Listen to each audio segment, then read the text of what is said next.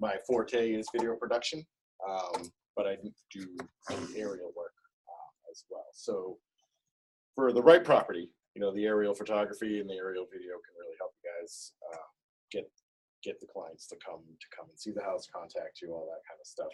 I did do one for Tony. Spencer referred him to me, so we had a little bit of we did photographs and video. You can do one or the other. But I also like to do profiles, like employee profiles, company profiles, where, you know, we just kind of sit down in front of the camera and you just kind of talk to me, have a conversation, that I can put together a little 30 second, hey, this is me, this is what I can offer you, this is what I do. In, you know, today's world, everybody's looking to try to connect with whoever they're doing business with. So that's kind of what I'm trying to help everybody do, is to connect with their potential clients and stuff. So, I mean, I don't have a huge pitch. Spencer told me to keep it short. So, you know, for if you guys are looking the photographs, Spencer's price, I do that for all you guys, is $100 for 15 edited still pictures. If you want to do video, it's a little more time, so it's about probably 200. Again, this is a Spencer favorite price. So, and when I shoot the video, like I'm not a drone guy. I'm a video production guy. I come from a background of 12 years of video production. So when I'm doing the drone video, I'm not just kind of putting it up there and doing one circular shot and that's it. I'm looking for the cinematic shots, and I'll plug in, if you don't mind, and just show you a couple quick examples when we're done. But I'm looking for the cinematic shots, what's really going to draw the viewer to the property. The one I did for Tony was, you know, was cool because it was a nice large property. And do a lot of reveal shots, you know, so trees in the foreground, fence in the foreground coming up from the pool. And there's just two quick properties I can show you guys real quick. And then we can, in those videos, we can put anything you want, you know, contact information, logo, anything you guys are looking to put in can be all customized. If you want to put a picture on the side, whatever. So. Do you do agent integrated into the video as well? Like, yeah, if the agent wants to. If you want, yeah, if you want to do if you want to do a stand up right outside the house, hey, come check out this house. If you want to do a walk through the house, we can do those too. Those will probably start around, I haven't done too many of those, but it's not a problem. They'll probably start around 400 or 500. And again, that's going to depend on the size of the property, exactly how much you guys want to do, and if you're comfortable on camera, if it takes you 4 hours to say whatever you're going to say, or if you're good and you can just say it, you know. So if you're not comfortable on camera, that might not be something that's great. And if you want to practice it, that's great as well. You could also voice it over, which would, you know, wouldn't require going to the property and having you on camera. We could, you know, you could have something pre-written out. You could read it. I can record the voice. We can put your picture up. And then you can just kind of walk people through the tour. There's all sorts of things you can do that could help you guys sell properties. Sell properties, get more listings, and become famous in your marketplace. This carries over to it. It's not so much, and I always say to my clients too, it's never about the deal you're working on once you get that deal. All right, once I sign that person up for a listing, they know the package they're going to get from me. But what can they refer me to next that's going to allow me to get more clientele? So if I show Jane and Bob this package that Jeff does for me, I sign the listing for them. We get it closed in 15 days. But now they're so enthralled by everything we've done, they refer me to 10 other people. It's always about the next one in this business, right? So if he can give you something, you might spend a little bit of money on this waterfront palace, and you think, well, I'm spending a little bit more money here than I should. What is it going to get you down the road? Right? If everyone sees the work that you're producing, not just the amount of listings you're throwing out there, but the clientele you're bringing in, the buyers, the sellers you're picking up, that kind of stuff is going to build your portfolio, your pipeline for bigger homes. And, you know, I've sold them down to 60 grand up to 890,000. Which one would you prefer selling? The bigger or better, obviously, but I mean, they're all the same, because even those small ones you take, they lead to bigger deals. And if you can show a good, you know, prospecting or marketing package for your clientele, that's just going to help bring more people in your way. People say, oh, I love what you did on that photo. Or, you know, when I post photos all the time on Facebook, people are like, wow, that's an awesome shot. That's gorgeous. Who did that? Who did this? And then they refer you back to the next person saying, oh, he takes gorgeous photos. He has great descriptions of his property. You know, he's always there, whatever the terms may be. But if you get a production set up with what Jeff does, and that person may not really get your whole value, but the next person will. That's always, we're looking for this business is always the next one. Right? It's not about the one you have in front of you anymore, because you have that one. It's where you're going to close next month or the month after that. I always say it's a hustle. You're always trying to find the next one to get going, because if you settle on today's deal, you're not going to get paid tomorrow. So right, and you do an exceptional job of that, of really your market to your sphere of influence, and 100%. it takes you. You may not be focusing, and we'll talk about this later too. Where your marketing focus is going to be. And then maybe there are more than one fold. Is one is your sphere of influence and growing your sphere of influence and getting those referrals. Like Spencer's amazing at it. And another might be, I want to take over this town. So we'll talk about that later. But either way, I think the more exceptional you are at what you do, the better off you're going to be. It's all the little stuff too. People appreciate the little stuff. And, I just told a lady fun up in Spencer, and when you show great drone photos and interior pictures and description of it, people come in, and I had another agent from here, like she was selling one across the way. She's like, wow. She's like, who took your photos? And she's like, why did mine come out like that? And I asked her, I said, well, who took your photos? And she's like, I did. I'm like, well, they suck. Respect. Yeah. She's like, well, I take great pride in those. I'm like, get rid of your phone. Right? If you have a property that's worth something to you, and I get excited when I go into these homes, and I get really amped up. And I had a guy call me the other day on a junk home that I was selling. It was $125,000 in Worcester. I think she's not here, but Missy put an offer on it too. But it was really a teardown. And the guy called me. He's like, that house should be torn down. I got all excited talking to him. He's like, I can't believe you're excited about showing this house at $125,000. I'm like, well, I'm going to get more for that. I know it. And then my client's going to be so happy with that he's going to refer me to somebody else. So if you can bring in that cool stuff and other people see it, the neighbors see your listings, the buyers, sellers see your listings, the neighborhood people see it, other agents see it. And that's the big thing, is when you can set yourself up here, you're no longer just this average agent, which none of us want to be. You want to go, close 4, 5, 6, 7 deals a month. I think the packages that Jeff gives, and there's other people out there do as well too. But to put that in your pocket as an extra tool is going to be huge for us as a company, but you as yourself as an individual agent, to brand yourself a little bit better than everybody else. So we all have more eyeballs than we realize we have watching us, and especially with the social media. Yeah, people are watching. If they see nothing, that's not good. If they see something, but it's not good product and good quality, they're judging.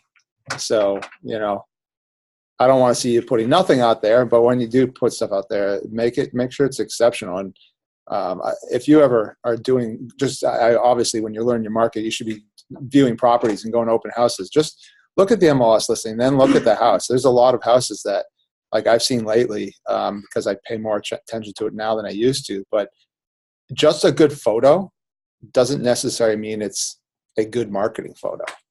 I've seen houses where they're good photos, but you walk in the house and you're like, wow, this house is what comes across way better than the actual pictures do, even though they're high quality pictures and they're taken by a professional.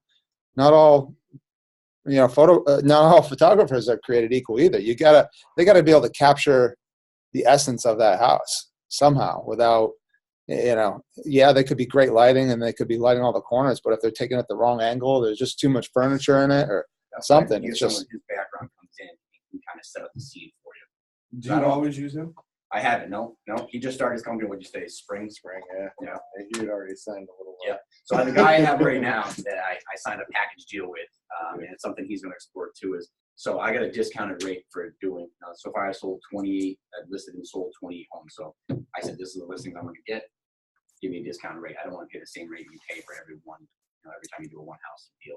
So I signed up for a pretty good package. So I'm almost done with that one. And then once that's done, then he'll come back into play.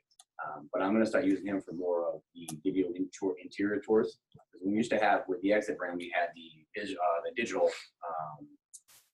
walkthrough tours, like we used to Matterport, stuff like that. But now I want to bring him into some of them and just stand there, talk, and have him walk through the house, and we'll do the voiceover in the rest of the room. I think those are old news. I mean, Circle Pix does the sliding tours too.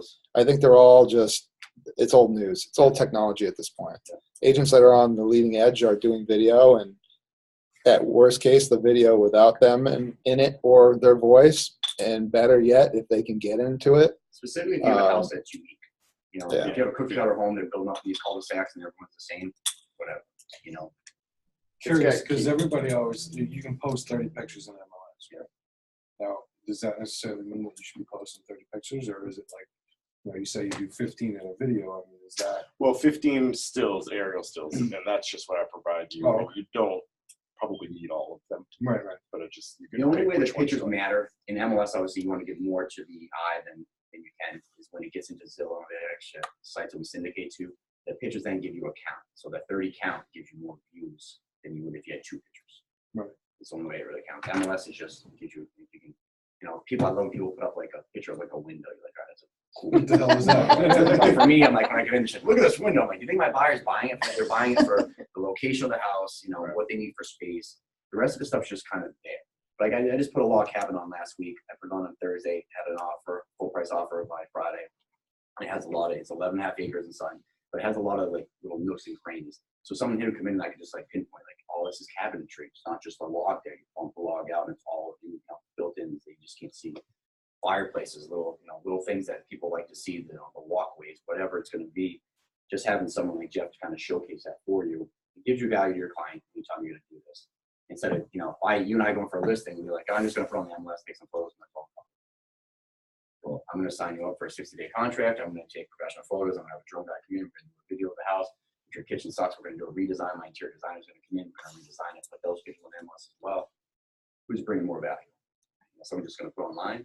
Someone's going to do all the extra stuff. And it may cost you a little bit. I tell people when I get into the listing, I think Jeff's heard me say it a couple times too. I tell my guys I spend about $1,000 per listing. If it's a bigger house, you're spending more. That's your marketing material, my flyers that go out, my photography, the drone work, any staging I have to do, the interior design work I have to do. And that's even before it goes live. So now I'm invested in you because I want you to pay me back when I sell your house. So you have an investment, which is the overall equity of the home. I have an investment, which is now my money that I need to feed my kid. You know, that's a story I tell people. So now we got to go out and got to make sure this happens. And that's why I want to do it quick. I want to do it professionally. I'll spend that money. I know I'm going to get it back. And they're happy. That $1,000 just made me have a $15 difference.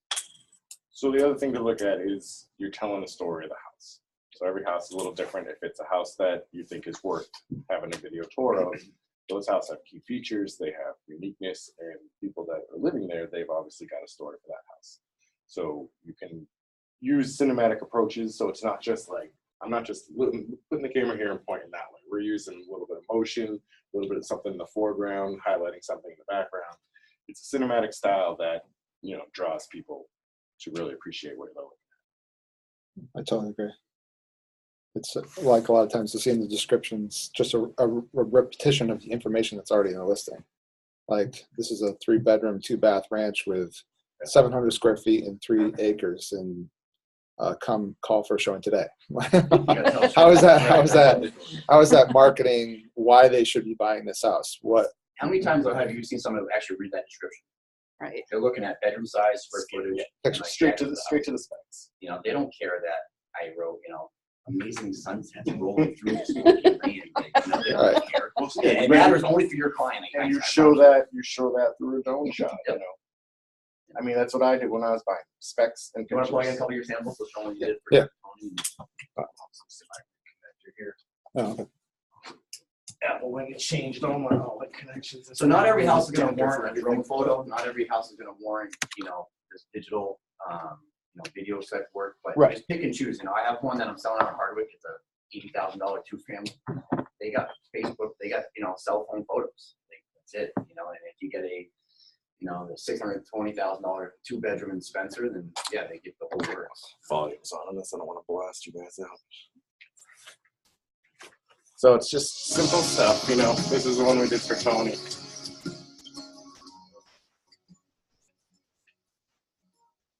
You know, everything will have music, you know, and all these are customizable. You can do whatever you want, as little or as much. And these are all external. Yeah, I haven't had one that's gone internal yet, but That's cool. so it's really just all about having the foreground shots, you know. So you know the reveals. So like I've seen a couple of other people just kind of just one aerial circular around the top of the house, and that's great. But I don't think it tells the proper story. Like I said, I've got the video background, so bring a little bit of a different aspect to it than just the drone. Did he sell that one, right? What's that? I think he did. Yeah. He didn't even ask me for video on this one, but this one, yeah, I just said I'll do it for you because I wanted to get some examples of work up. And what Spencer's talking about, this always being for the next one. I mean, this is basically a Tony Palmerino ad. Right. Like, this is fantastic. Now when he sends out postcards all the neighborhoods saying, hey, I just sold this house in 10 days, check out my website or whatever, now they can go see this photo and he does good work. And we can always promise the world that we're going to sell the house quick, but you really never know. So, do stuff like this and more people see it. I waited for a sunny day for that one. It's been this year's rain, you know. This is just a different house. It's actually, it's in Hudson, but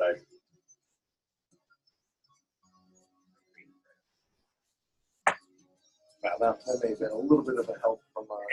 You can tweak those things, you know, a little bit of a boost in post. Yeah, great neighborhood, great house. Do you know the house? I think I know this neighborhood. We actually put an offer on a house. And where? Have you Nope. Oh, that one's This is a different one. The Oh, first not one. this one, the last Yeah, one, yeah, yeah. that one. Yeah. be doing a lot of these? I'd even recommend creating your own YouTube channel. Yep. And having your video tours on there, maybe doing a personal shoot with you where you talk about how you market properties differently and you know, use that YouTube channel as a way to promote yourself. And this is all stuff, so when you go into a listing presentation, this is stuff you'd show them, say, this is the last property I sold. And this is why you show them the people, you know, and from there, they're like, oh, no other agent's done that before. And I say it to my clients too when I go in. I don't take year-long contracts. I don't take 6-month contracts unless it's a house that, like the one I sold last year in Spencer was 505 at the time. It was the highest on the market house that is sold. I told them this is going to be a marathon of a home, not a sprint. So you got to list it for, you know, 6 months. It took us 4 months to sell. Most listings I go in, I say, look, 60 days. If I can't sell your home in 60 days, I do not belong. Either we're not communicating on the price or I'm not doing my job marketing the house and getting it sold. All right. And it always comes down to price is number one thing, because if you price it right, I don't care what condition it is, someone's going to buy it. All right. So if it's a piece of crap and it's 50 grand and you have it listed at 200,000, no one's going to buy it. But at 50 grand, someone will buy it. So know your numbers when you go in there. Tell them what they want to hear, which is how you're going to sell their home, and then give them the product. Kind of there. As Tracy's going to talk to you guys later on about marketing yourself. I don't need to take a contract for longer than 60 days. I'm wasting money. I'm wasting time. I'm wasting other deals I could be getting if I'm just at an open house every weekend trying to sell a house. So I tell my guys out the bat, 60 days, you get professional photography, drone work. Now you're going to start getting into your video work of your house. And that's all stuff for everybody else. The seller's not going to see most of that stuff until you share it with them, but that's for the world and everybody else to see. But like I said, the next one is the buyer coming in saying, I have a house to sell. You've done a great job here. Will you sell my house? Now we buy this one. Or maybe this one's not the worth. That's fit for us, but the next one will. I picked up a lot of buyers this year from just my listings and them calling me and saying, hey, oh my God, I love that house. It's not for us, but like what you did, you bring us to another. Sure. You know, I just did one where that one in Spencer I sold. I picked up 2 buyers from it and I had to buy and sell. So I did 4 transactions off that one I picked up. So I just did 5 deals for a little over $3 million. You know, Nice. Good stuff. All right. Any other questions for Jeff? Now, do you have cards? I do. All right. if anyone wants to hang out and get coffee and talk, I'm always available. I know Thank you, Spencer. What I'm gonna say. He said he knows you love coffee. Thank you. I always tell people too when they call recruit me, I'm like, if you stop asking me for coffee, I'd probably go and hang out with you and talk to you. But because everyone asks me, I hate coffee. Everyone's like, coffee. Thank you. Come ask for a beer, get lunch. Right. Go play soccer. Yeah. Go play soccer with me. It's Friday night. I know, it's tough and just been a week. Yeah. Thank you. So any everybody, other for your advice time. for marketing themselves better? I mean, you focus a lot on your sphere, right? I do. I mean, this year my goal was just to take listings on, just to free up time with my 3-year-old, and I wanted to get more time with the family, not run around every weekend and whatnot. So as it's getting darker now, obviously I try to get my showings in before 4 o'clock. But I think the big thing is just put yourself out there to everyone. And my wife says all the time, like, you can't go anywhere without hearing that. You know, I do a lot of functions. The first thing coming out of my mouth is I sell houses. And I don't wear any bling that says, hey, this is who I am. I just talk. And then people start asking questions, and the more you know, the better you are. You know, joining things like our soccer leagues and volleyball stuff, that helps you out too. But I think just put yourself out there as much as you can without being I think if, you know, you look at my photos on Facebook, when I put my son up there, I get 1,000 likes. I put a house up that I just sold and I get like 3. Right. So I think they're gonna filter what they want to see out of that.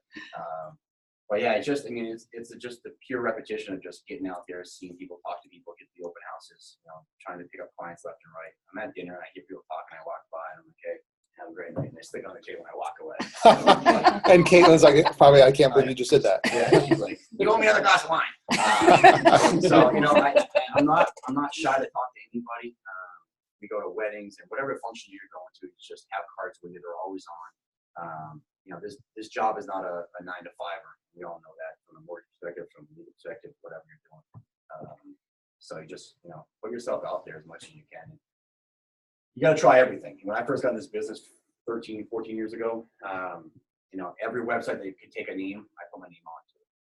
I don't care what it was, and just sign up for it. You may not get anything out of it ever, but now your name's come up in these random searches and people look for it. I'm looking for a house in Worcester County. Whose name shows up? Mine. You know, I want to buy a house in Worcester. Whose name comes up? You want your name to be at the top of that list. So I bought a bunch of GoDaddy sites this year, just trying to capture anything that was looking for top people. So I'm like, best agent in Worcester. Make sure I bought that domain name. Best Massachusetts agent. Put my name on that one. So you're just buying stupid stuff. So it's Google search on that. But this year I've done a lot of referral base where I sell one person's house and their cousin. I have a lady right now. She's given me 6 referrals so far. Wow. That's over $5.5 million. So when she gives me a referral, I treat her as thank you for the phone call and here's a gift card right away. I don't even care what the result is. I just take care of it right away. Right. And she always says it's not needed, but you know, I reward the thought of her giving it to me, not the outcome. So if she refers somebody out, I do get a lot of random people that come into that. Oh, you know, you sold Billy's house down the street last year. I remember your car come to our house. I still had it. It went quick. I remember you said you liked you. Give me a call. I don't do as much family or friends anymore. I kind of sold them all out. So now it's just working on past clients who refer out and whatnot. But I think just, you know, put yourself out there on an everyday basis of, hey, I'm a realtor. You don't have to get the big bling. I know a lot of people that like walk around with the name tags on. They love it. You can do that. But I think it's really just doing the proper things. When you get that listing, make it shine. Be enthusiastic when you go in there. Hype it up. Man, we just took a call the other day and called the agent. I was actually with Candy. We were getting lunch. And the lady's like, oh, the house is cracked. Don't bother showing it. I was listing. Tell me not to show her house because it was cracked. You imagine having her seller hear that? Right.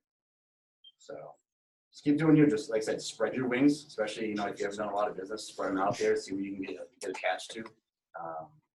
I don't buy any Zillow leads. I don't buy any Realtor.com. I don't buy leads. I've been fortunate enough right in the past, but my name is out there on every little website you can sign up for. So just type in home thinking, home values, whatever lets you sign up as an agent, search menu, sign up for it. Get your Zillow profile going, look at that up. Everyone uses Zillow nowadays. We have apps, we have MLS. None of my buyers, if they were now, use my MLS. They get the listing every day. And then they say, oh, I saw this house on Zillow. You go see it today. So are you scared about Zillow then, with all the artificial intelligence and predictive analytics and any of that stuff Not going a on? thing, because who's going to take my spot of opening that door and tell me what this house can and cannot be? Right. And my sale is always, when you're a buyer, if I'm bringing Jeff around, it's like, what's the resale value? You want a 2-bedroom, 1-bath. You really need a 3-bedroom, 2-bath, because that resale value is going to be higher for the 3 than the 2. So no one's going to replace us personally. You can have all this AI, just people like to talk about junk, but who's replacing the door opener? Right. Who's replacing the person pushing the papers? Who's going to replace, you know, the communication back and forth? Just we're never going to get in this business. Is all about communication. If you can sell yourself to somebody, you know, Jeff does a good job. He's in front of people. He schmoozes, man. He's a schmoozer. So that's why he gets all his business. He's like, it's trust I'll sell too. my soul to you, man, right now. Like, it don't matter. He's got that little, you know, soft Right. smile on him. It's a high trust Yeah. business too, you know. And sometimes it's a perceived trust, like you sound genuine, you sound like you're expert, and they're going to give you their trust until you prove them otherwise. And if they've given you your trust, say, I think I can trust them.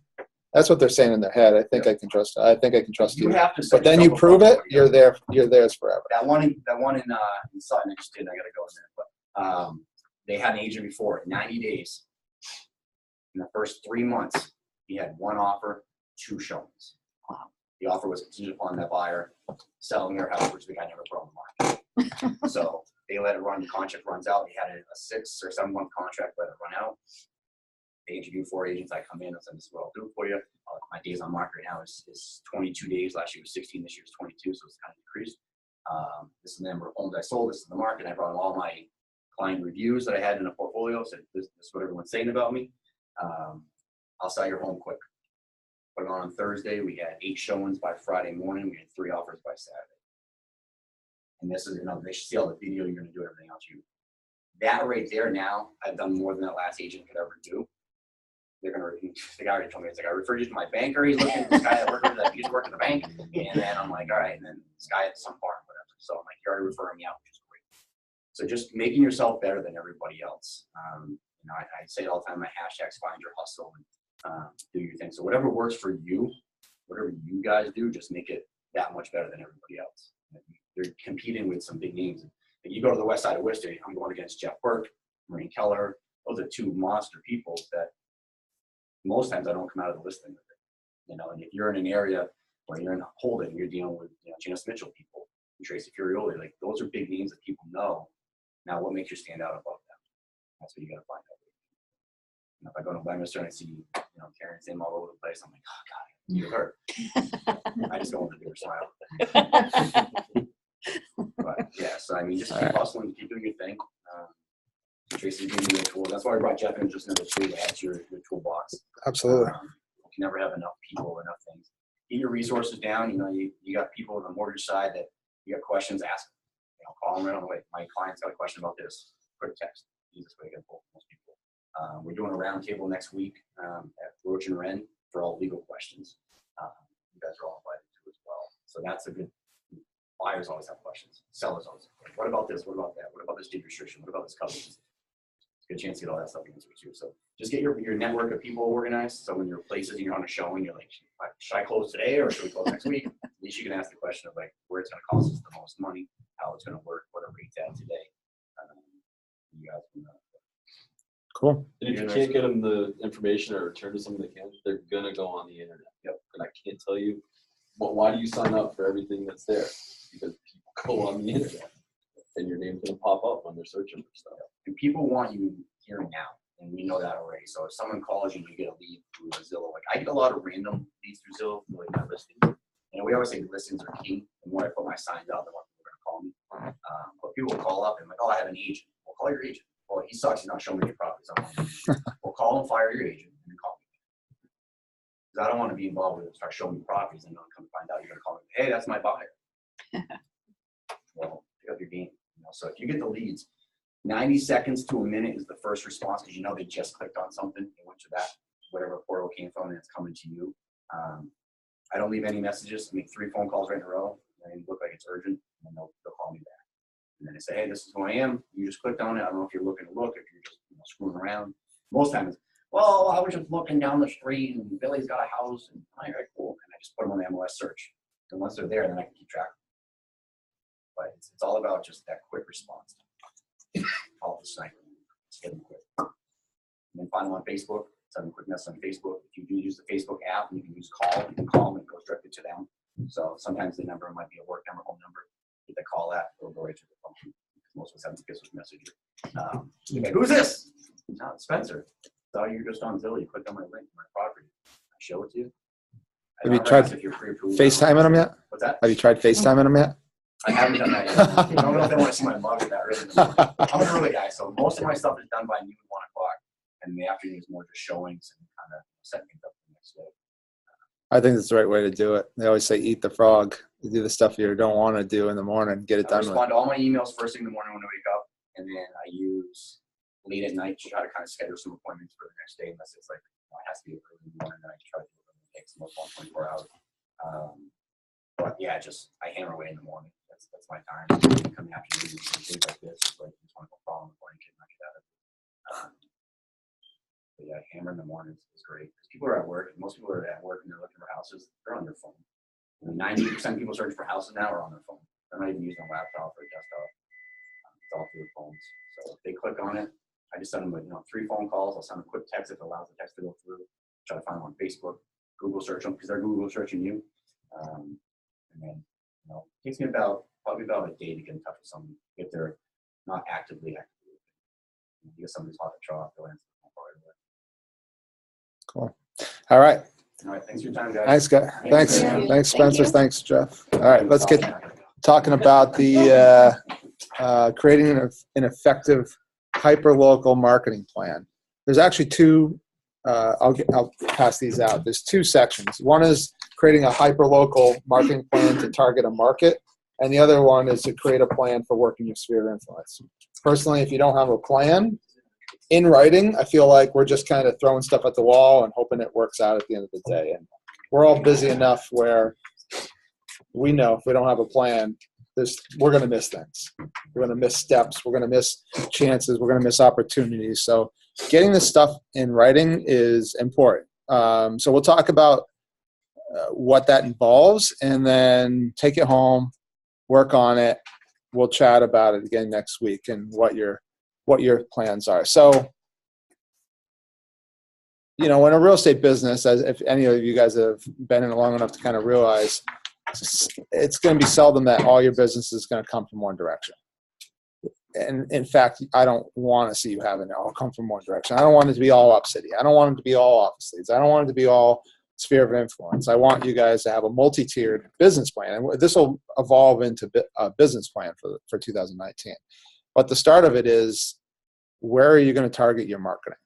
If you're just all over the place, then your business is going to be all over the place, and you're probably not going to get the kind of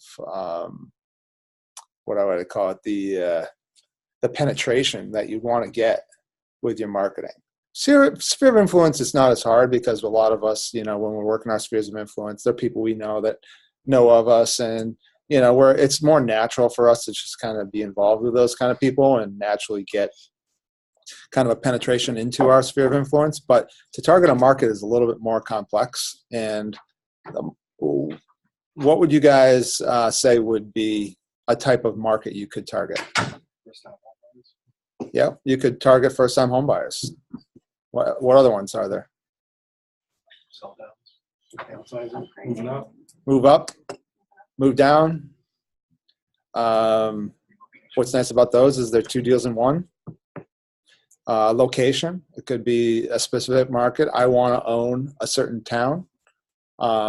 If you're leaning like a direction of a certain town in one town, you might want to make sure that there's enough sales in the town to make it worth it, or how much of that piece you're going to need to take in order to get the amount of business you want out of it. If there's a town that's got 40 sales in it and you're want to target that town and you want to do 20 deals a year, it might be a little difficult to focus on that town. But if there's enough sales there and you can kind of look through town and see who's the big agents in town and figure out, is it a market segment you could go after and win, then then you can create a plan for it. For instance, Spencer's our top producer. He kills it. Does he look at the west side of Worcester right now and say, I could take that market over in the next year? No, because there's a couple agents that have been there forever that do a shitload of business there. So you got to be reasonable, and your plan's got to have a potential with it, and you have to figure out, what is my best approach and where is my best place? So the first thing to do is start writing down your ideas and kind of creating a plan, and then we can talk about them and figure out if that plan really does make sense, or if it's too long a fight, if it's too expensive a fight, or where you really want to focus it on. So what else are some target audiences you could go after? And you can copy this. You could have a couple different ones. You could be going after first-time home buyers, but say also, I want to focus in on this town. Investors, that's another one. What other ones are there out there? Divorces, probates. Who else is selling homes? And this is the other thing, is I would prefer to see you guys create a marketing plan. Not to say you can't win in the first-time home buyer game, but think also about what you want your end business to look like. Do you want it to be running all over creation, showing first-time home buyers 20, 30 homes, and be in Gardner in the morning and Southbridge in the afternoon, or do you want to focus do you want your end business to be heavily listing weighted, where you're taking more listings than you're working with buyers, and you're spending less time on the road and more time on your computer and in your office. So think about the end goal too, because you don't want to spend the next year going after a certain market segment and figure out, well, that was good, I made some money, but it didn't get me any steps closer to my end goal of what I want for the future of my real estate business. So think about the future as well when you're thinking about this stuff. I prefer to see you spend some time, at least one of your marketing focuses in. And if you have one market focus to be first-time home buyers, because they are easily captured online, and you could do first-time home buyer consultations or classes or whatever you want, and you can go and grab 10 sales from that, and that's one of your spokes of your different business. That's fine. But I'd also like to see you have a focus of where, what listing side business. Where am I going to get listings? What am I going to focus on to get listings? What about like high-end, more luxury listings? You could go after luxury listings. I feel like there are a lot more houses like that now. A lot more. I'm drafting up a trifold template for luxury listings. It'll highlight what we do to market homes for luxury listings. So you could send it to expireds or canceleds or high net worth homes that have been owned for a certain amount of time. So that's one of the ones we are creating. You could go after a luxury listing market. Southborough.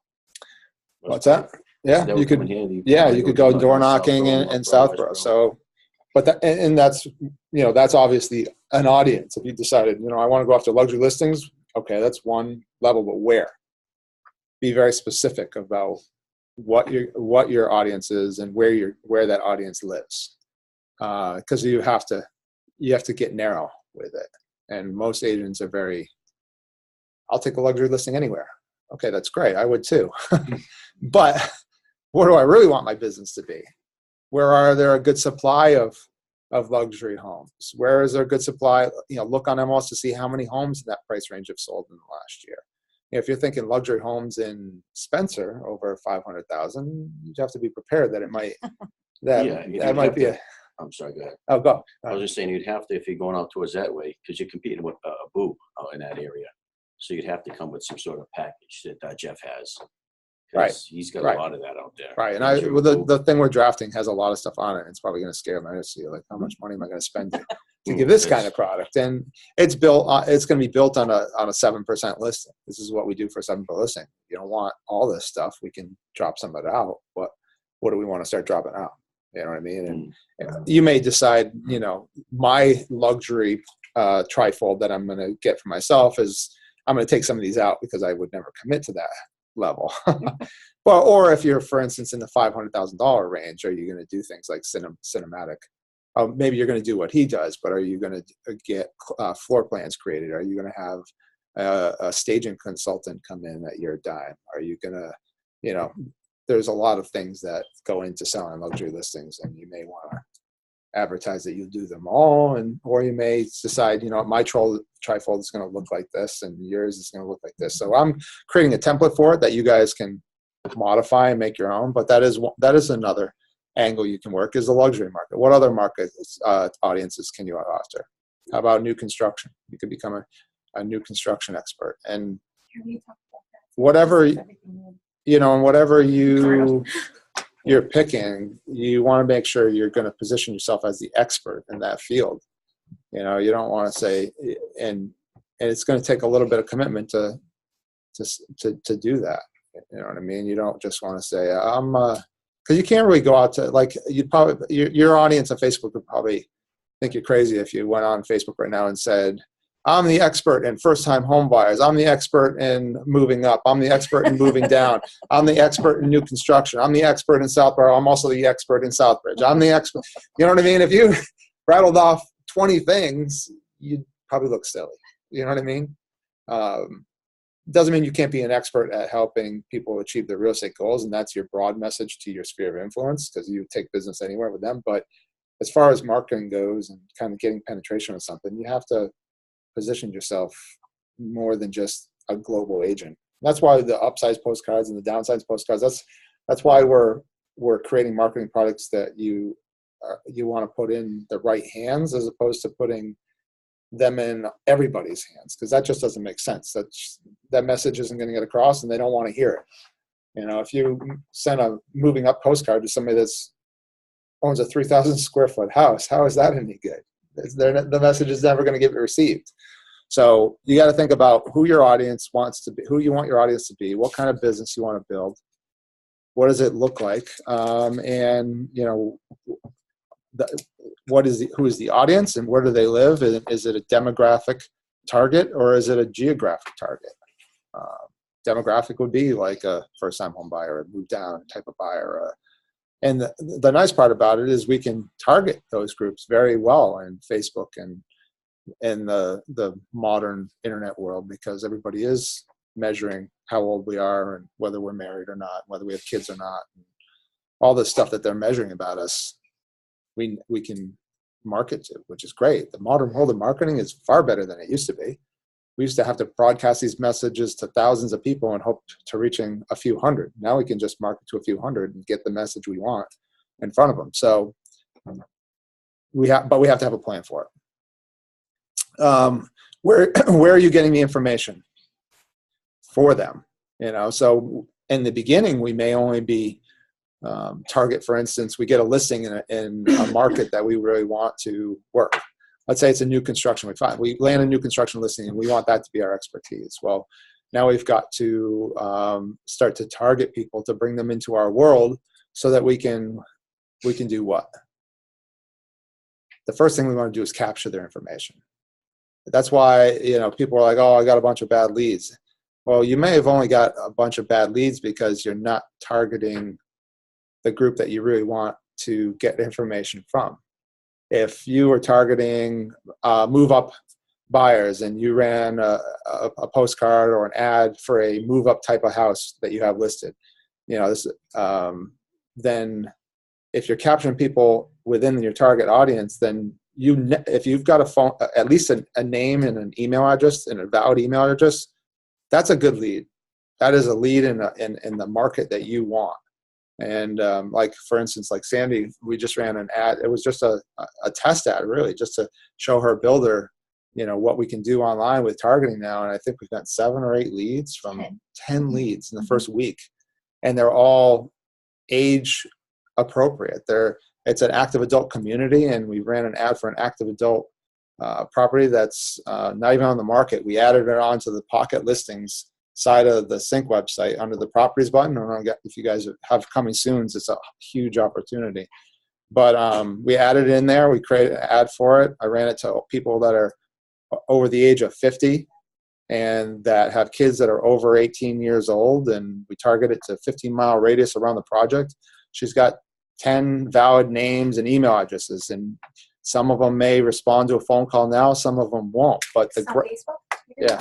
But the great part is we have 10 email addresses. So now every time something happens down at that project, a new lot goes under agreement. A new listing comes active. Whatever it may be, we can very easily go into the sync system and email that entire group and say, hey, another unit sold at New England Commons, and it's a drip campaign to the target that you want to go after. So that's a great expenditure. You know what I mean? If you're spending $4 or $5, even $10 a lead on Facebook, no lead is a bad lead. And I know Nadine hits on this a lot, and I want to keep hitting on it because it's amazing how we look at it. Like, here's one that was registered 461 days ago. They were just on the website looking at properties again. You know how many agents would have considered that Jane Randall to be a dead lead 461 days ago? You know, they're not a bad leads. If you got a valid email address for them, a valid phone number, you've got good information as long as they're in a target market that you want to focus on. And I think that's sometimes, you know, agents kind of disregard that the long-term value of having someone's email address that openly put their email address into your website is beyond the value that you even comprehend. You don't think that Zillow and all these other companies love to get people's email addresses? They do, because then they're retargeting them on Facebook, and they're doing all this stuff you know, one of the things we can do with this is we can export your lists every once in a while, and you can market your Facebook ads to just your list of people you have email addresses for. So the possibilities are endless. We just have to realize that when we have a target and we go out there and we start marketing ourselves and we get at least an email address from them, that's a win. The more email addresses we get, the better off we're going to be. So keep that in mind. And you think about it. Okay, so Jane Randall, let's say I captured that 461 days ago because that's my target market. It's Auburn. So I ran an ad in Auburn because I want Auburn leads. I want to grow my business in Auburn. Jane Randall decides to stay on my website for 461 days, and all of a sudden I have a listing coming on in Auburn for $350,000 or $340,000. What's the first thing I would do? I'd go in here and reach out, call Jane. Hey, I have a property that's coming on the market soon. I see you're still on my website looking for homes. Just curious if you're interested in seeing it or want to hear more about it. It's that kind of stuff that you have access to when you start building your database. And every party that registers, whether you've added them in because they're a sphere of influence or they've registered themselves, it's powerful. The more you could build up your database in here, the better off you're going to be, especially if it's in the area that you want to target, or your multiple areas if you have multiple marketing plans going on at once. So, all right, so we want to get their information whenever possible. That's why I also say if you had a good conversation with somebody on the phone, especially a new buyer lead, ask them for the address. Say, hey, I've got it. And don't just say, hey, I want your address because I need it for my database. Give them a reason. You had a good conversation with somebody, even if it's, yeah, no, we're 12 months out the road. Oh, that's fine. That's perfect. You know, I'd love to help you out when you are thinking about buying or selling. Just curious if you'd mind sharing your address with me. I'd love to send you a packet of information that would be helpful just to learn about, you know, the process and what we're doing and what we do in case you ever do decide to do something. A lot of people will, you know, some people say I'm okay, and other people say, sure, here's my address. So the more you can get information out of them, the better off you're going to be. They registered on Facebook. They gave you their email address and their phone number, and now you got them on the phone, and you at minimum got their address. That's beautiful. It's beautiful if you get their address. Now you can be in front of them on email. You can be in front of them on Facebook. You can be in front of them in the mailbox. So, all right. What free resources do you have to become famous in a market segment that you're working? Facebook's the biggest. Will be and always will be. Probably, unless something comes and replaces Facebook, which I doubt. What else? LinkedIn. Zillow. What else? YouTube, Instagram, Craigslist. You know, it's all impression based. So, and what would you, in order to become famous in that market segment or in that marketplace, what do you need to do? Videos. I would highly recommend you start doing videos. What kind of videos could you do? Introducing your listing. Your Video on your expertise. website. Could do videos of ourselves, videos of our listing, videos of town, Right, the home is in. right. videos of business. If you were town focused, that's definitely one of the things you start thinking about is if I'm positioning myself to be famous, you know, most of us aren't pretty enough just to be famous on our looks. So we have to be famous for something other than our looks, like our brain power. You know, what are we experts in? Are we showing ourselves, the people that are watching that, hey, we're experts in new construction. We're experts in Dudley. I know this is what's going on every month in Dudley. This is what's going on for real estate. You know, this is how many properties sold. This was the average sale price for the last month. This is the year-to-date average sale price. It's changed this much. It's you know, how many active listings are on the market. You got to position yourself to not just say, hey, I'm a real estate agent. I should just be famous because of me. You got to position yourself of how am I going to be famous for what I know and what I do and what my expertise are. So you have to start thinking about that stuff is what are you going to be famous for? You know, what are people going to look and say, if I'm looking to do that, I know exactly who I need to go to because they know their shit. So got to think about it like that. The paid resources are kind of, a lot of them fall in the same one. Facebook, you know, Google, just think about those things. Once you know your target audience, you can start to figure out where do those people go to find resources for information on what they're looking to do, and can they find you if they go there. So think about that. And some of them you'll have to pay, some of them are going to be free. If it's a market you're focused on, then make sure you're active in the community pages. Make sure you share occasionally what you're up to and what your expertise are. Maybe if you do a market video every month on the market, you share it on the community groups. Some of them may kick it out, but until, I'd rather just throw it up there and break their little rules and then say you can't do that and we say sorry than to never post it. You're better off to ask forgiveness than to not do it. Then you have to kind of think about, what am I going to do? You really have to come down to a plan of what am I doing on a weekly and a monthly basis to make sure I'm staying top of mind awareness with my marketing plan. What is my mailing plan? What is my phone call plan? What is my online presence plan? And you have to map it out, so that, if it's, for instance, your sphere of influence you're doing this for, don't take for granted that they just know you because they know you. Make sure you're making sure that you're top of mind awareness. That could be, okay, we're what time of year? Well, we're Thanksgiving. Did you send out a Thanksgiving card to everybody that's in your sphere of influence? If you got your top 100 of people that you know and know of you, and you want to stay top of mind awareness with them, do you have their mailing addresses? If you don't, maybe once a month you call them up and just ask them for their mailing address, or message them on Facebook. If you want to do it in a less discreet way, message them on Facebook or send them an email. Hey, just updating my client database. Love to stay in touch with you in case there's something that we need to stay in touch for. What's your address?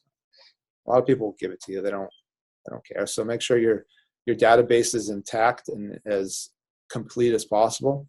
But then have a plan for what mail pieces am I going to send out. Sometimes they don't always want to see real estate from you. That's why, I'd still believe that the Thanksgiving Day recipe cards or the holiday greeting cards or the Happy New Year's cards or anything like that, I still think those are highly valuable because they don't always want to see the real estate crap.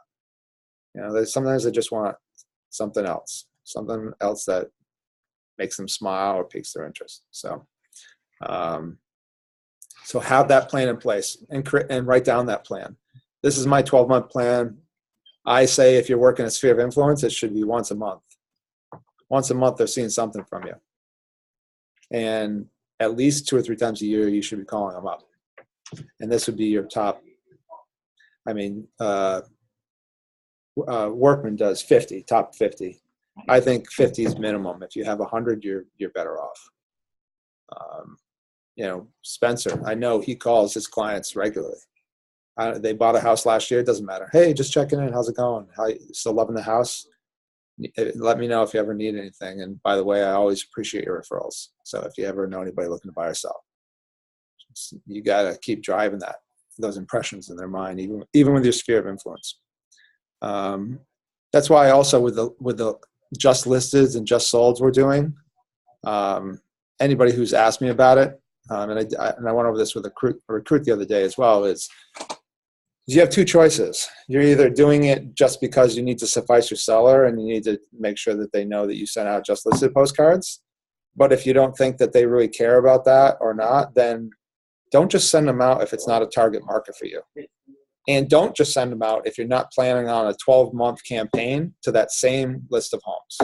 So if you do a just listed postcard, you can't just say, oh, well, maybe I'll get a call from it because I sent just a just listed postcard. You got to really create a 12-month campaign. So if you can commit to saying, all right, this is a market I want to focus in and see what I can do with it, then you send that just listed postcard out. And then 6 weeks later, if your house hasn't sold yet, you send them another one. Hey, one of your neighbors just sold their house. It doesn't have to be your listing. You're just reporting a good sale and that sold fast in their neighborhood and roughly the same price range. So your just listed was $300,000. They see it, throw it in the trash.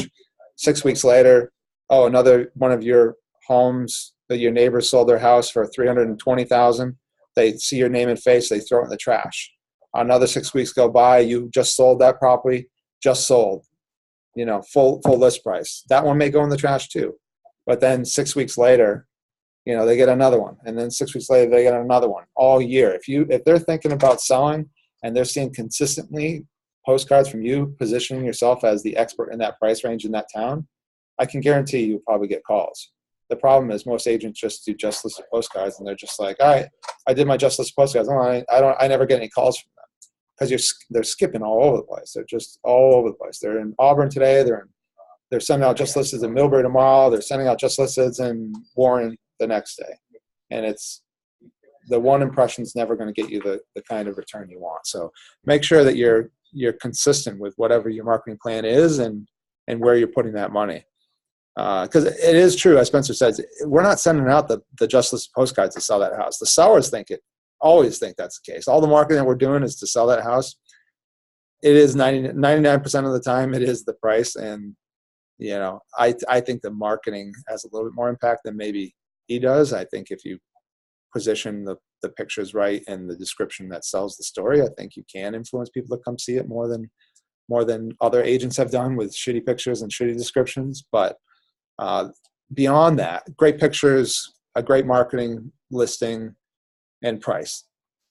That's what's going to sell a house. And, like for instance, the last 2 weeks I've been doing a little bit more demographic lead boosts with my my listing in Sturbridge at 175 and the listing in Oxford at 344.9. I think we've gotten maybe 40 leads from the two of those ads. Like ridiculous. Is anyone interested in that property? No.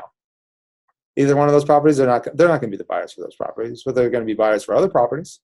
So you're not really marketing for the listing to sell the listing. The sellers always think you are, and they always want to know you are, and they always want to make sure you're doing everything everybody else is doing except better. And you're positioning yourself to take that listing, and you're positioning yourself for other opportunities. But rarely is it selling the actual house. I'm curious what your thoughts on the 90-day contract. I don't think it's a bad option. He's clearly positioned himself like if we're not happy with each other after 90 days, I'm sure he'll take an extension if need be, but he's just basically saying he's positioning 60 days. He's positioning himself to just say, if we price it right, I'm going to get my job done.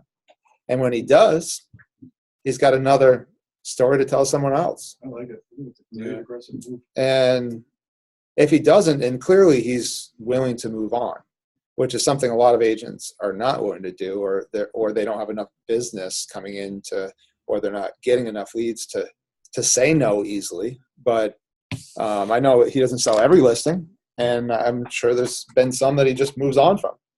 60 days up, and as he said, it's either we're not coming to agreements on price, or I'm not doing, you know what I mean? And if after 60 days they're not coming to agreement on price, then they're both moving on, and he's okay with it. Hey, you want to move on? Fine.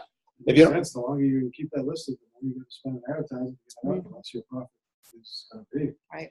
and the more the seller starts to question, it's probably the agent. Newbies like us, we do 90 days to start, maybe a 30-day extension. Yeah, I mean it's all what you want to go after. Do I believe though there are listings that I wouldn't take a 60-day listing on? Absolutely. Listings that I know are just going to take some time. Like Jeff has got his $800,000 listing in Spencer. I wouldn't take that for 60 days because that's you're looking for the one, like the one buyer that is going to come. If I was going to offer that, the one thing I would be looking at when I do my market analysis is how many properties in that price range have sold in the last year. If it's $600,000 and only 2 properties have sold in the last year in that range, and there's 8 on the market, the attrition rate is low. Basically, one buyer is going to come along every 6 months. I wouldn't take a 60-day contract on that. But if it's your Auburn $250,000 house, it's a differentiating factor. You go and say, need 60 days to prove to you I'm good at my job. They might win you the listing over someone else. So it's probably more a case by case scenario, but or you go in and that's your thing. That's your differentiating factor. You go in, I take 60-day listings because I know I'm going to get the job done when we agree on price. Speak it till you make it, All right. All right. Exactly. So, right? all right. Who are the, okay, let's keep going. Who are the, what is your plan for messaging to the market to make sure you're considered the expert? We talked about that already. Who are the players in town you should know? You know, if you're focusing in a town, there's always influencers in towns. You know, whether you like them or not, there's just people that know everybody. There's people that you should think about getting to know, and you can do your research and try to find those people.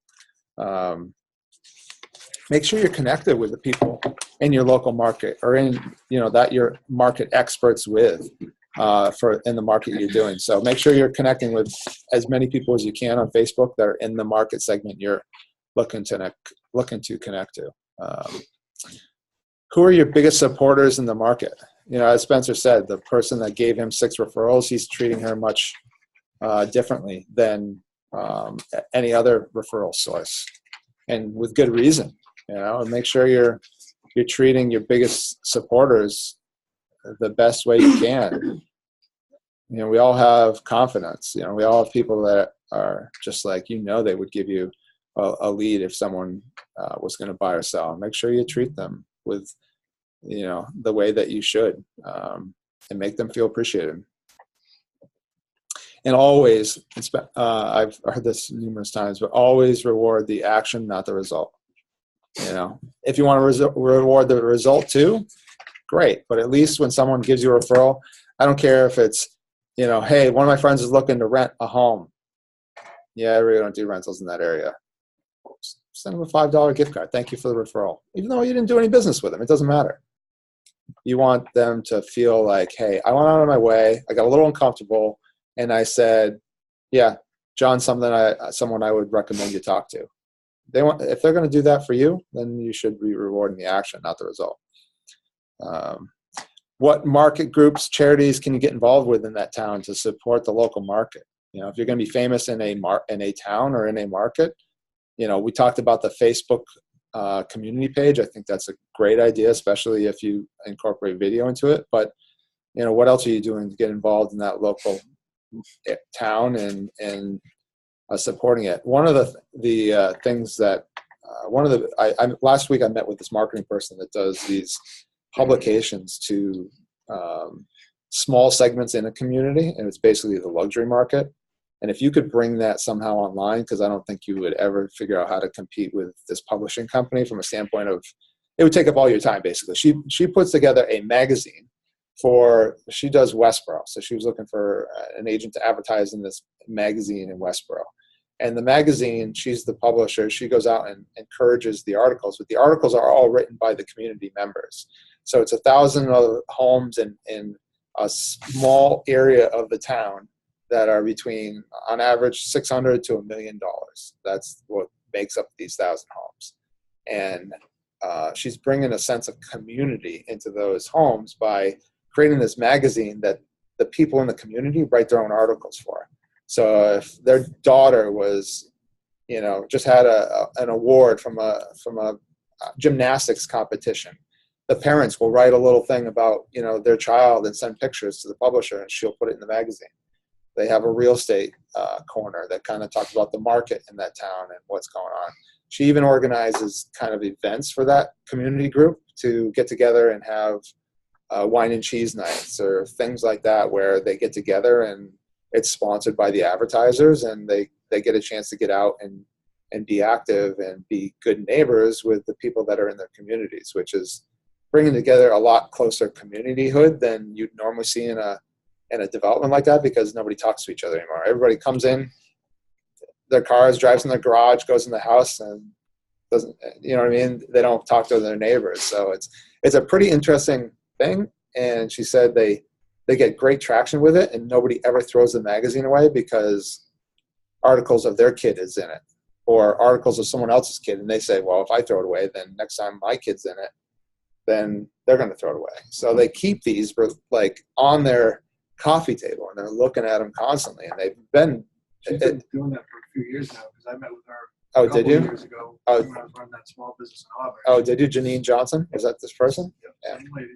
What if she's, sorry, I didn't cut you No, off. No, one of my clients from the salon bought a house in Westboro. She sold one in Grafton, and they've used the same realtor a few times. And she said this lady paid the ice cream truck to like come through the neighborhood, and like all the kids got free ice cream. And I don't know how she incorporated that somehow with her business, but If you're going for the country, yeah, she did. And she's like, But it doesn't mean you can't transfer that to what you do. yeah, she's you know, little with- stuff like that. They keep using her because she does extra things. Right. I wonder if that's her.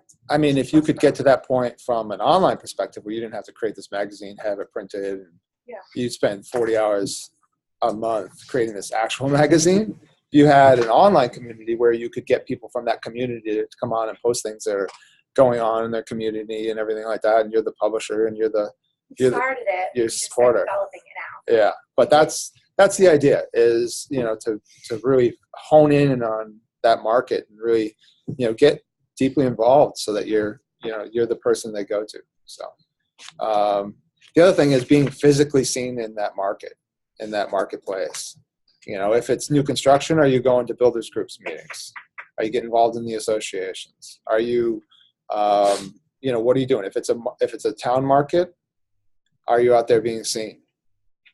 You know, because people want to see you. Are you shopping in that neighborhood? Are you getting your dry cleaning done in that neighborhood? There's a guy that's I hooked him up with Patriots tickets, so I'm trying to get him to schedule a webinar with us. He's from Florida, but he's a master farm marketer. His complete business has been built on farm marketing. He started small. He started like 500 homes, and now I think his mail marketing farm is maybe 4,000 homes a month, and he kills it every year because he's literally no one else. They don't know any other name.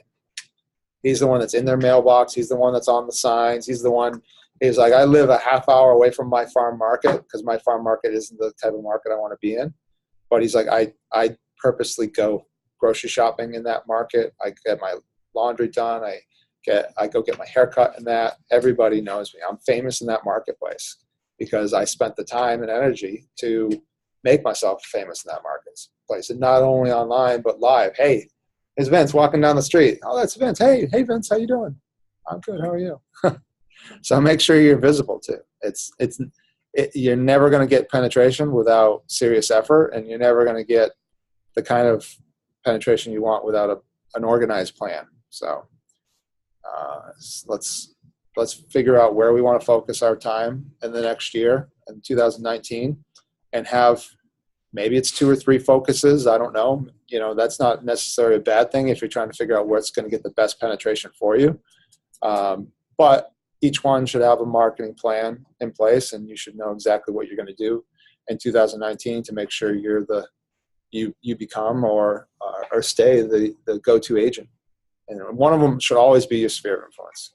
We all know people that know of us that are willing to put their trust in us or tell their friends to put their trust in us. So one of them should absolutely be your sphere, and the other 2 to 3 you probably want to have is some area that you either have some expertise in now, or you just love that market and really want business in that market, or you really love first-time home buyers, you really love getting people into an active adult community where they enjoy their lives, whatever it may be. Just let's get some focus to our marketing plans, and then from there we can work on our business plans. Anything you wanted to add, Nadine? Well, I just wanted to see what everybody's answers were to Tracy's question. What one thing are you going to do more of in 2019? Yes, we were going to talk about this. And what one thing are you going to do less? More of, less of. More door knocking. More door knocking in 2019. Less what?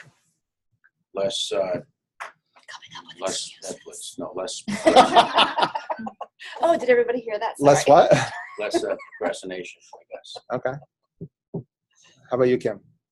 More marketing, With that too. mailing, and like come up with a target plan. Less wasting time. Good one. More focused. Less behind Irish. Yeah. What direction Unless, Procrastinating. More blogging. I think that's really important. Like I said, more blogging, more writing, and less self-doubt. Feeling like I can't do it, or I get all these ideas going, and I tell John, I'm like, I'm gonna write this down. I think we should do this, and then I feel myself pull back, and I'm like, oh, I'm too new. I don't know enough. I would be good at this, and so I'm gonna try and keep my confidence up and follow through with my ideas. Okay. More, I think I do better with like self-generated leads, like a friend of a friend of a friend, like trying to get more of that. more sphere focused. Yeah, like my husband's work is a good one right now. I think Mhm. there's a lot of opportunity because they know him, they respect him, and then he works with a ton of people. So I think start there. Then they have like more trust and confidence in you. They know someone that knows you, and less letting like people that don't show up or hang up on you. Less letting that bother me. Get the confidence up. All right, Ted. Yeah, I'm jumping over that. You're kind of in between. Meetings on time, and sitting at the table. Less procrastination, less sitting around on the sofa, less finding myself stuck in the kitchen sink with the dishes and the laundry, and letting that just be more getting out in the community, being community-based, taking on leadership roles in committees and such that people become confident in your abilities to get things done, and or hitting the coffee shop in the morning after I drop the kids off at school versus going back and taking another half an hour nap. Stuff like that. Yeah, good. Definitely more marketing. That's where they hit that aspect. Less driving around. I think we do a ton of showings. I feel like I could narrow those down a little bit. Showing how the person wants to see. Drive by first. Yeah, it's been recommending that actually the past couple of weeks. I've been on 30 showings. Yeah, I always tell them to drive time. Yeah, it's hard when you're getting started because it's harder to ask those. Well, yeah, you want to get that face to face. That's always important. I would go whether you think the property is right for them or not. The first meeting is crucial. After that, it's like how are you managing the process? If it's like if you go see three more properties and none of them were a fit, how do you prevent that from happening again? You know what I mean? How do you, okay, you didn't like this one, why? Well, what did you like about this one? What didn't you like about this one? How can we make sure that the next group we go see is more in line? Making sure that they're serious. Like if we find the right property, are you ready to pull the trigger? And a lot of that's hard when you're new because you want that next deal and you don't want to say something that, I don't know, you don't want to feel like you're that pushy agent, but at the same time, you're out there wasting your time and energy. And you want to make sure that the person's serious. Like, hey, if we find, and some of that, I think if you can get that first meeting with them, and especially I think some of our agents do a very good job of getting people to sit down and have a consultation with them outside of either before that first showing or after, and just really talking to them about, if we find the right property in the first 8 to 10, which is typical, are you going to be ready to pull the trigger and move in 90 days? Or you'd be surprised. Sometimes you get in those conversations, they're like, oh no, we're out looking, but we're really not really that serious yet. And you're like, okay, thanks for wasting my energy. I actually say what they said to Bam was, if I'm giving you my time, I expect you to buy something. Right. In the first 10 or 12 that we see. Right. 50. Right. And then everybody's, they all say the same thing. Oh yeah, I want to buy. Put it out there. I expect you to buy something. Right. Well, what's not right about that one? What's not? You know what I mean? That was the questions. It always surprises me when agents don't have good feedback on listings. It's like, their feedback reports are like, didn't like it. You can just tell like they didn't have even ask their buyer what they liked or didn't like about the house. Right. It's like, is this the right one for you? Nope. Okay, let's keep moving on. Well, no, that's not the only question you should be asking. It should be, Why isn't it? what didn't you like about it? What did you like about it? So you can, it'd be nice if you could give this other agents good feedback, but also you need to know that information for yourself. But all right, Sandy, more of, yeah. More dieting, less eating. I think more tagging. I've never really done that. You know, as you can see, I'm getting out there a little bit more on Facebook. Yeah. I really need to promote myself a little bit more. Okay. You know, like I actually put on Facebook. Where did I go? Out to that restaurant. You know, things like that. I don't think I tell people where I am. You can. It's a good feeling. With the competition out there, I need to really promote myself a little bit more. Definitely. That's good. I'm not really a procrastinator, but I'm an early person too. Whoever said that, get up early. Get it done. Since 1:30 this morning. Oh my Wow. God. I got the listing at 9:30 Oh, nice. today, Good. so we'll go down there and get paperwork done. Okay. Awesome. It's been a chore. For the community? Mm-hmm. Sweet. Oh, good. Woohoo! Yeah, that's another story. I'll hear that one after the fact. Yeah. No, it's a 55 plus. How about you? Oh, less of. I don't think I got less of. Eating. Oh, okay. She was serious. You were serious. All right. Hey, honestly, it's amazing. Like sometimes how that affects your work life. I mean, I had it affect my work life for a while, and focused on eating a little bit better, and it gives you more business energy. It really does. It's not even about how you. I don't know. It's just sometimes we all know it. You eat that heavy meal and you're like, oh, I just want to go home and take a nap. It all works together. But how about you, Karen? Well, more time management and probably less. Less wine. Yeah. Less wine. Less wine. More focus. I'm like, really though? More focus. More wine. I bet. Too many kids for that. Yeah. Animals. Yeah. Well, that's why, we talk a lot about the marketing plan and having a plan in place and having it making it into a to-do list on your week-to-month basis, because we're all distracted with all kinds of crap nowadays. The amount of distractions out there have literally, I think, made pretty much everybody that's on the internet world ADD.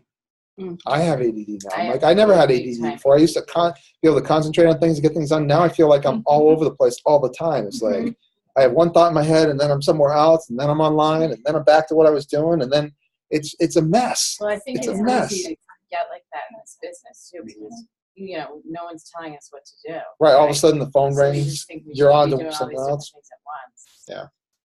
I mean, I found that a good little exercise for me that is helping somewhat with that is just every morning take a sticky note. It's very small, and just write 3 things down that I'm going to get done today, no matter what.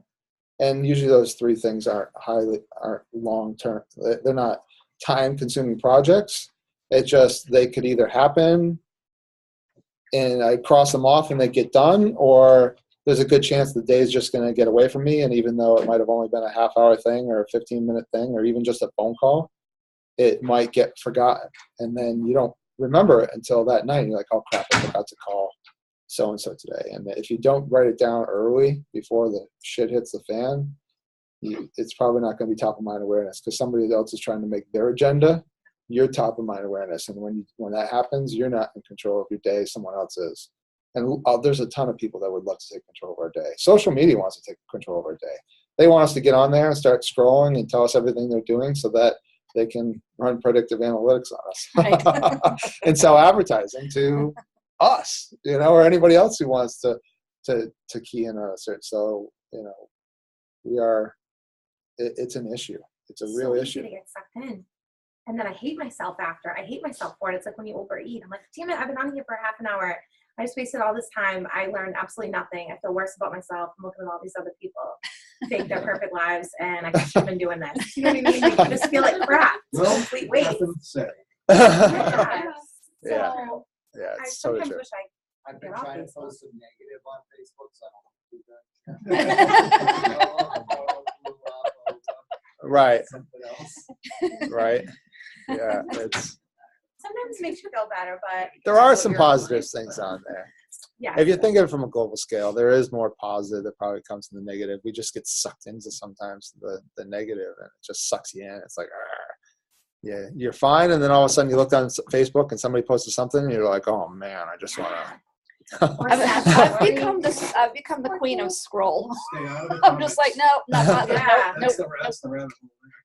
Did it in the comment section? Yeah, No, yeah. And no, don't- Who is this person that You're said an this? idiot. Click on that. It's just bad. It's a down Yeah. cycle. worse. People fight back and Right. forth. Douglas Oxford is like people just fighting all day That's long. how Southbridge is the world. Life is short. Make sure you know you want politics. you Most of those can't- community pages that are not controlled end up being that, and I think more people hate them than they actually like them. So if you're Yeah. doing that to create something for that make sure you just make sure that your rules are, if it's not positive, Right, you're gonna Yeah. delete it. it's gone, you're gone. And that's the attitude I take towards it, because I Somebody who stopped doesn't following the Shrewsbury community page because there was good stuff on there, stuff going on in the community, and then all of a sudden it'd be like, you're an idiot. No, you're an idiot. And then people going back and like, you probably never had a job. Yeah, it's just like, it's like somebody posted about the trash, like, like, oh, what day is trash day this week? They're like, and somebody posted some rude comment like, how many times are you going to ask this when you could just go on the community, on the calendar page? I'm like, come on, if you did you really have to? Nice to say, don't say that. Yeah. Right. Yeah, exactly. So, all right. All right. Thanks, guys. Thanks, Tracy. Yes. Good class. All right, now I gotta get ready we're gonna